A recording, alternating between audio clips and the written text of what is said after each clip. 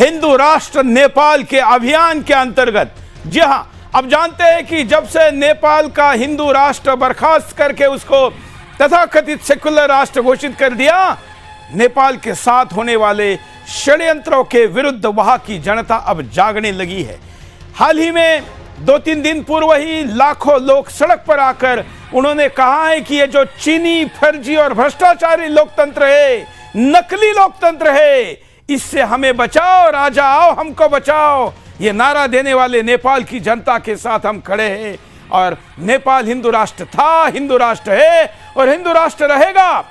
ऐसा आवाज, नारा, आंदोलन, मूवमेंट जो भी करेगा, सुदर्शन उसके साथ तन मन धन के साथ सदैव खड़ा मिलेगा। इस बार भी ऐसा ही हुआ है और इस बार केवल प्रतीकात्मक नहीं हुआ है, बल्कि लोग सड़क पर उतरे हैं, पत्थरबाजी हुई है, आंसू गैस, लाठी चार्ज, सब कुछ। मतलब साफ है, इस बार हिंदू पूरी तरीके से संघर्ष के मूड में हैं और यह संघर्ष निर्णायक हो, इस दिशा में हम सब ने मदद की आवश्यकता है। देखते हैं पहले विस्तार से।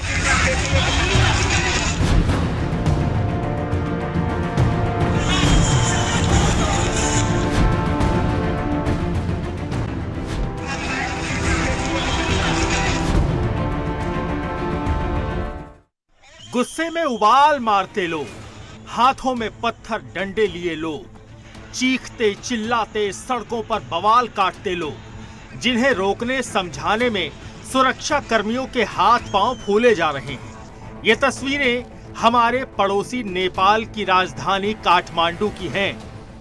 16 सालों से लोकतांत्रिक सरकार में रहे नेपाल के लोगों ने फिर से राजशाही का झंडा बुलंद कर दिया है। एक ही मांग है, नेपाल में राजशाही वापस दो, नेपाल को फिर से हिंदू राष्ट्र बनाओ, क्योंकि सरकार और नेताओं की जमात लोकतंत्र की आड़ में सब कुछ बर्बाद करने में लगी है। लेकिन अब यह मंजूर नहीं। जी हां, नेपाल में फिर से राजशाही और हिंदू राष्ट्र की मांग तेज हो गई है। इसके लिए गुरुवार को राजधानी काठमांडू में बड़े पैमाने पर विरोध प्रदर्शन हुए। हालात इस कदर बेकाबू हो चले कि भीड़ को काबू करने के लिए पुलिस को लाठी और आंसू गैस का भी इस्तेमाल करना पड़ा, जिसमें पुलिस और प्रदर्शनकारी दोनों को ही चोटें आईं।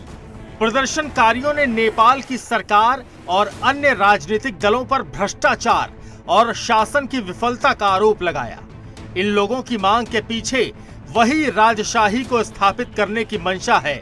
विरोध प्रदर्शन में ये साफ नजर आ रहा था। इसके अलावा नेपाल भर से राजधानी काठमांडू आए लोगों ने नेपाल को वापस हिंदू राष्ट्र बनाए जाने की जोरदार मांग की है। भारत का पड़ोसी देश नेपाल अपनी हिंदूवादी संस्कृति के लिए दुनिया में विख्यात है। लंबे समय तक हिंदू राष्ट्र का तमगा हासिल करने वाले नेपाल में बड़ी संख्या में हिंदू समुदाय रहता है, जिसमें बड़ी संख्या में मधेशी लोग हैं। नेपाल में लंबे समय तक राजतंत्र भी रहा। साल 2008 में राजशाही खत्म हुई और लोकतंत्र की बहाली की गई। लेकिन एक बार फिर राजशाही की वापसी की मांग करने के लिए पूर्व नेपाल नरेश ज्ञानेंद्र के समर्थक पूरे देश से नेपाल की राजधानी काठमांडू पहुंचे और फिर से राजशाही बहाली, देश को हिंदू राष्ट्र घोषित करने की बड़ी डिमांड लेकर सड़कों पर उतर आए।